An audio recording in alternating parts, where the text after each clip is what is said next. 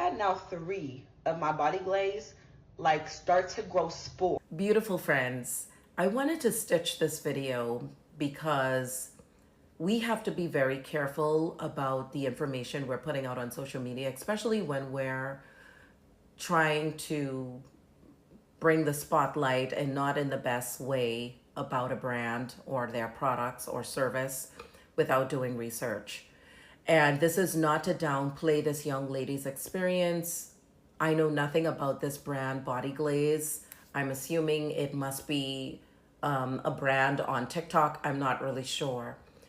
But there is always a way to handle things diplomatically, right? Before we press record.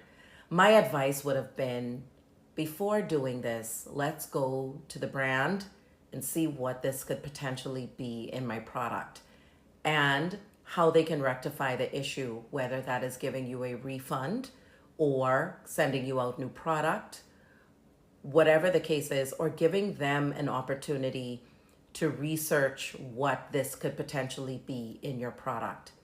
But to jump on the internet and say that this is spores and make it conclusive that this is spores is such a fallacy. And again, this is not to downplay anyone, but education, my friends, is key. My background as a molecular microbiologist and biochemist, and I have been a scientist for a decade. I know that there's no way that you can see spores with the naked eye. They range 1 to 40 microns, and the only way you can see a spore is under a microscope with magnification.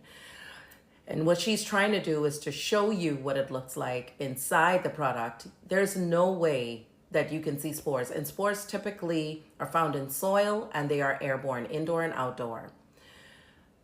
Unless you have a scientist that is running tests on this product, you cannot definitively say that it is microbial.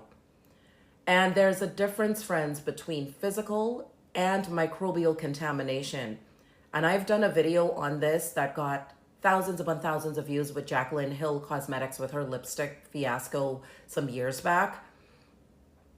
And the problem was that people thought that it was microbial when there were shards and physical contamination. Well, when they ran tests, it was just physical contamination. There was no microbial contamination. And that's what I mean when I say we cannot be on the internet pressing record to defame a brand, their products, without having conclusive evidence. And we have to make sure that we are too doing our research before we're saying X, Y, and Z is the case. There's no spores that is growing in your product. And I'm not the one to tell the people that are asking me after I commented under her video, what is it? I can't tell you what it is because I haven't run tests on her product.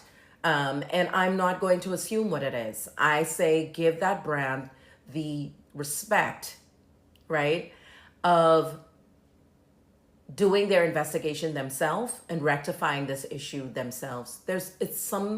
We have to be fair in everything that we do. And we have to remember that if it was your brand, you would not want someone just jumping on the internet and, defaming your brand or your product. You would want that person, that customer, to go about it the right way, to give you a fair shot of trying to rectify an issue before having thousands of people like your video. And it's such a fallacy. Like, there's no way that those are spores. And unless you have a microscope, and again, spores typically are in the soil or airborne. So I just wanted to bring education to that. I say give this brand a fair shot of rectifying this problem that you're having. And please, for anybody else that is having issues with brands, I highly encourage you to go to that brand and really explain your concerns before jumping on the internet and pressing record and putting out what you think is factual, which really isn't. So that's all I'm going to say to that. The problem with social media is it's too accessible and it's too easy to just press record as opposed to doing things the right way. And it's easy to downplay someone behind a camera instead of dealing with it face to face or over the phone. Or humanity, we need to wake up, and we need to do things right, and we need to show love, and we need to be discerning, and we need to use discretion, and we just need to be diplomatic with things, other than just going straight into what comes to our minds or how we're feeling in the moment. It's a way to do things. It really is. So I hope Body Glaze can help this young lady with her situation. And, if she doesn't decide to patronize the brand anymore, that is her choice. But I definitely say, give them a fair chance to rectify this issue before doing a part two, which I feel like that's what you're going to do. Unless you have a scientist in your wheelhouse that can run tests on your product, there's really no way for you to determine if it's microbial or not. So that's all I'm going to say to that.